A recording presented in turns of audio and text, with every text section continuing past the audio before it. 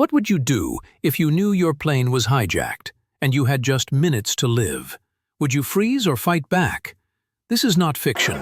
This is the real heart-wrenching story of United Flight 93, one of the darkest yet most courageous chapters in American history. Ordinary passengers became heroes in the sky. In their final moments, they made a decision that saved countless lives on the ground. What you're about to hear is not just a story of tragedy, but of real-life bravery, the kind that defines true sacrifice. September 11, 2001. A clear blue morning turned into one of the darkest days in modern history. Over 400 or 500 planes were in the sky above the United States. Among them was United Flight 93, a Boeing 757 headed from Newark to San Francisco. But just 46 minutes after takeoff, the flight was taken over by Al-Qaeda terrorists. Unlike the other hijacked flights that day, Flight 93 never reached its intended target, thanks to the passengers who refused to be victims. Cleveland Air Traffic Control began to sense something wasn't right. Static, confused voices, and then silence. For minutes they tried to re-establish contact. Nothing.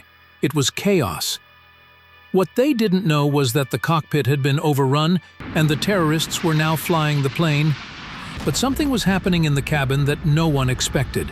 A secret recording later recovered from the cockpit would reveal an astonishing turn of events.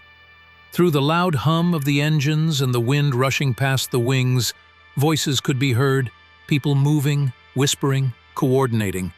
It wasn't panic, it was preparation. Suddenly, the calm was broken.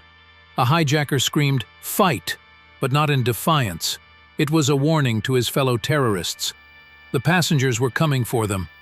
From that moment on, the aircraft's flight path changed drastically. It tilted and twisted in mid-air, jerking from north to south in a series of wild maneuvers. Investigators later noted a 270-degree turn, evidence that the hijackers were trying to throw the passengers off balance. Meanwhile, nearby aircraft were asked to observe the scene. One pilot reported, "We've got him in sight. He's about 1,000 feet above us. He's rocking his wings." The swaying motion wasn't random. It was the hijackers desperately trying to shake off the passengers who were storming the cockpit. Then came the chaos. From the back of the plane, passengers rushed forward with everything they had.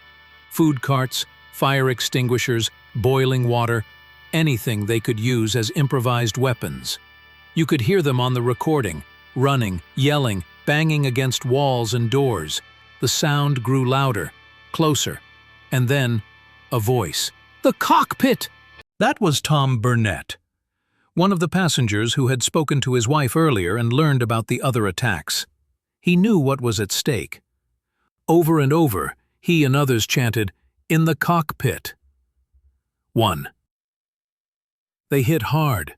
The terrorists were rattled. You could hear it, their fear, their hesitation. One of them asked, "Should we crash it now?" The reply, "Not yet." But time was running out. Outside the cockpit, the passengers were encouraging each other, pushing through injury and fear. Inside, the hijackers grew frantic. And then came a haunting moment. Tom's voice again. "I'm injured," he said.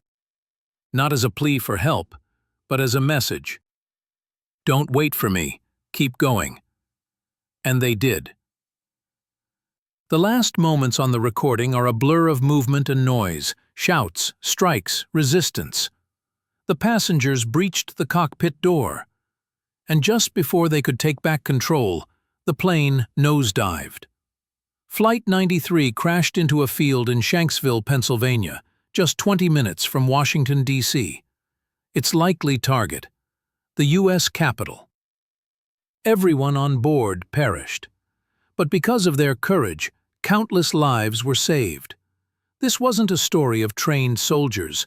These were everyday people, teachers, fathers, mothers, business travelers.